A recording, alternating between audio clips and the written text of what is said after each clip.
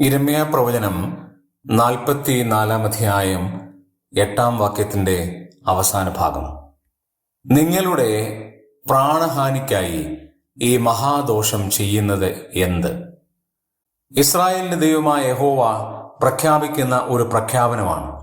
ഇസ്രായേലിനോട് പ്രഖ്യാപിക്കുകയാണ്, നിങ്ങൾ നിങ്ങളുടെ പ്രാണഹാനിക്കായി ഈ മഹാദോഷം എന്തിനാണ് ചെയ്യുന്നത്?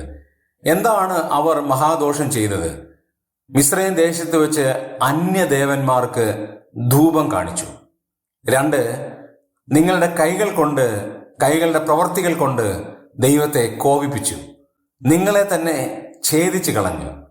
ഭൂജാതികളിൽ നിങ്ങൾ ശാപവും നിന്ദയും ആയിത്തീരേണ്ടതിന് നിങ്ങളുടെ പ്രാണഹാനിക്കായി ഈ മഹാദോഷം ചെയ്യുകയാണ്.